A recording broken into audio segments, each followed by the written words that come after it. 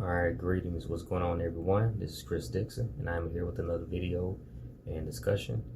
Hope you're all doing good and well today. On this particular discussion, I will be building on ancestral veneration.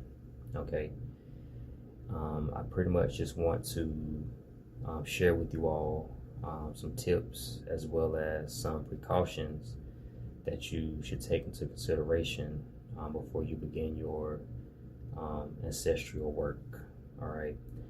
A lot of times when the average person hears the phrase ancestral veneration, they automatically think of ancestral worship.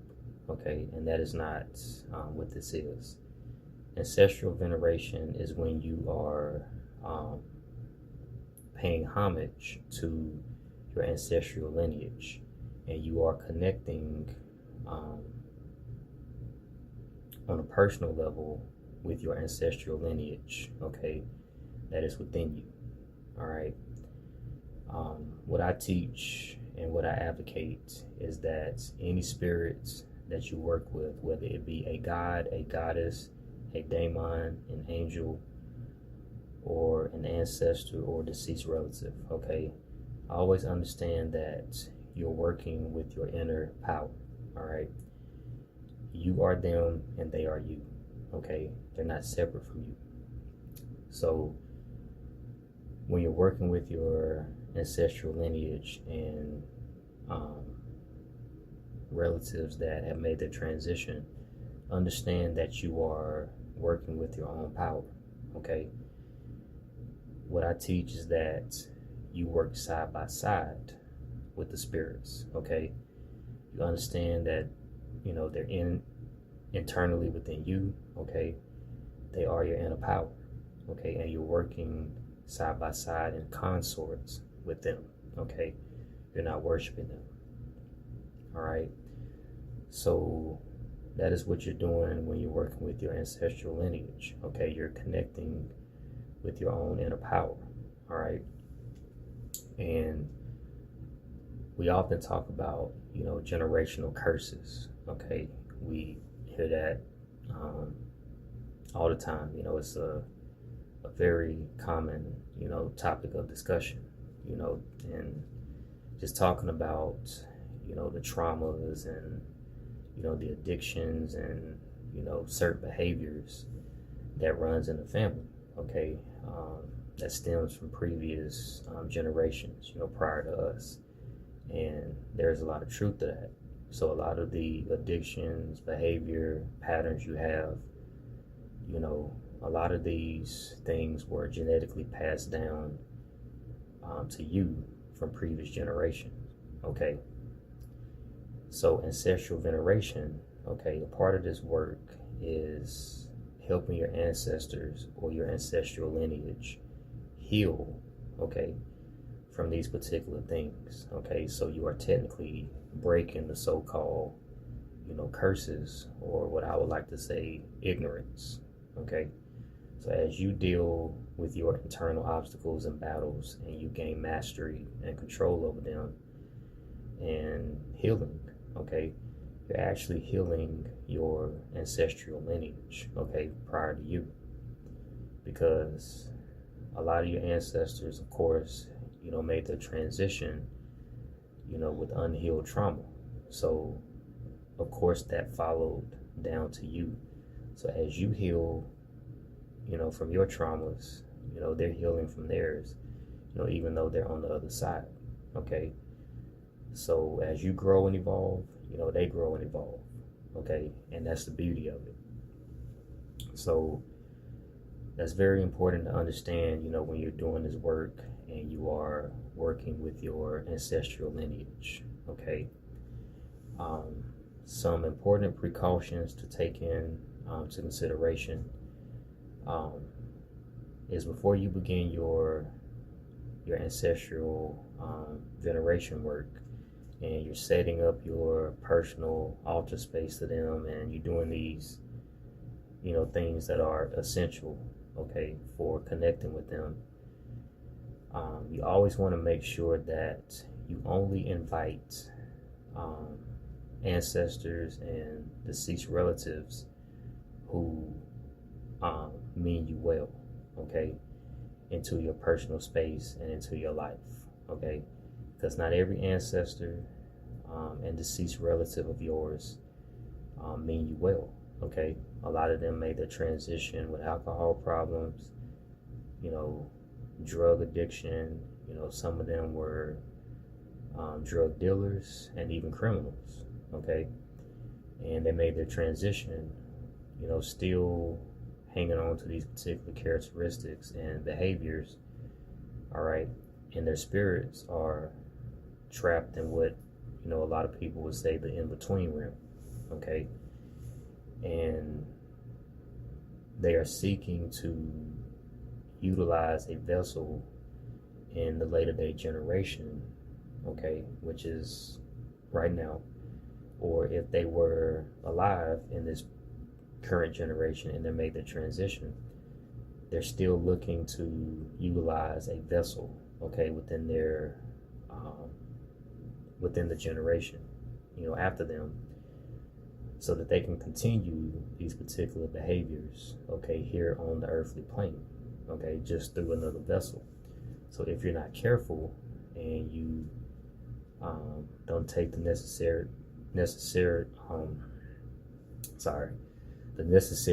precautions, okay, they can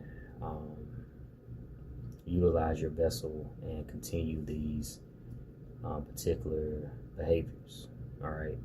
So it's very important that when you're setting up your altar space and you are consecrating your altar, make sure that you ask your higher self to ensure that only the ancestors and deceased relatives who mean you well are the only ones allowed into your personal space, okay? And no other ancestor or deceased relative, okay? So that's very essential that you do that, all right? Very important. And some other things to take into consideration as well is when it comes down to certain offerings, you know, like alcohol, okay? Alcohol is a very common offering, you know, in spiritual work, all right? But sometimes alcohol can be a detriment as an offering because it can allow, you know, ancestral lineage or ancestors that had an alcohol problem, okay, that can awaken their presence, and they may seek to, you know, utilize your vessel, okay, to carry out that particular problem again through you. So alcohol, you just got to be careful when it comes down to, you know, alcohol, you know, as an offering, okay. That's like the, you know, the common one.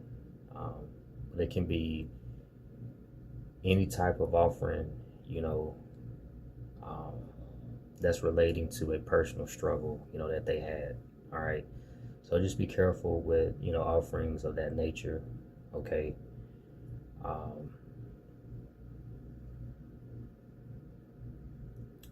So yeah, just be sure that you understand, you know, the relatives, you know, that you're working with. You know, aim to work with relatives who you had a very close relationship with, and you know for certain that, you know, they mean you well, because they meant you well when they was here in the physical, all right? So aim to work with those that, you know, you were close to, okay? If you knew them in your current lifetime, okay? And, you know, as you're setting up your altar, you know, keep things on your altar that they'll enjoy, of course, you know, currency, you know, some dollar bills or some shekels / coins, okay? Keep, currency on the altar. Keep a candle on the altar. A commonly used candle would be a white candle. Okay, that's commonly used in ancestral work. Offering bowls, offering plates. You know, it's good to have some nice fresh water on the altar, so you can sprinkle some sea salt in it. Okay. If it's their birthday, you can keep their favorite foods on the altar plate.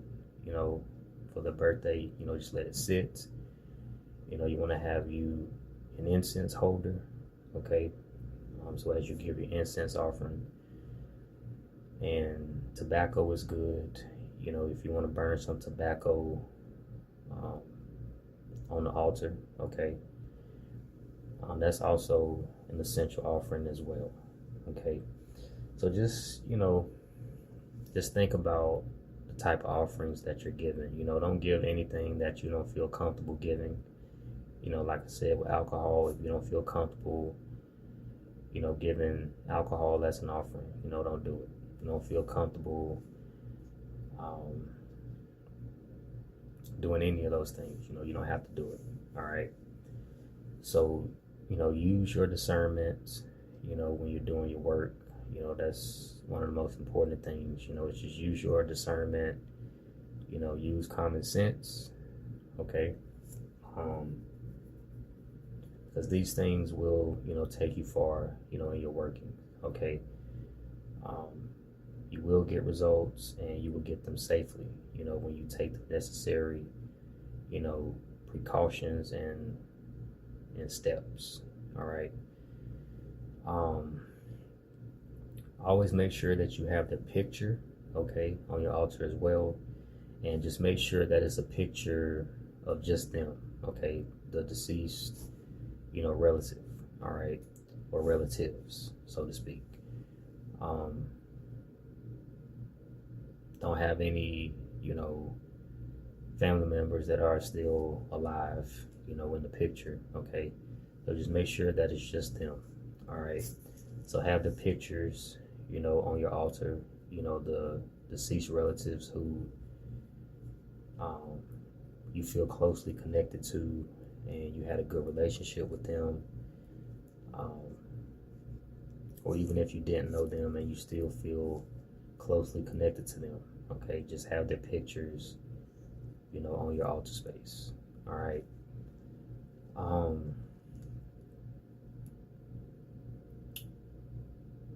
That's pretty much all I wanted to touch base on. Okay. Also, too, when it comes down to ancestors who may not be directly connected to you, by blood. Like for an example, if one of your parents, their biological, father, let's say, wasn't active in their life, okay, and they ended up, later on having a stepdad, okay. That particular stepdad can be considered an ancestor of yours as well. So that's something that's is something to take into consideration as well. So even if they're not directly connected to you by blood, they still can be considered, an ancestor to you. Okay, so you can work with them as well if you feel a strong connection, to them. Okay. So that's something else to, to think about as well. Okay.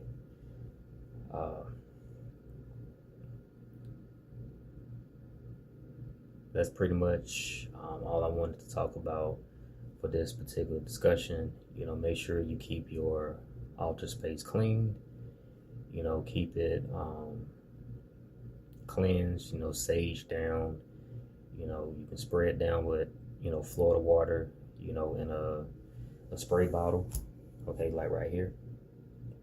So you can, spray that over your altar space, for cleansing. Okay, so just make sure you keep your space clean, as you begin your workings. All right, and make sure that you're working with your ancestors. Okay, of course, to help them, heal. Okay, that should be the primary reason why you're doing this particular working. Okay, is to heal your ancestral lineage. Okay, but also working with them, you know, for knowledge, wisdom, deeper understanding of things, protection, you know, if they were very successful with money in their lifetime, you can work with them for financial success and prosperity.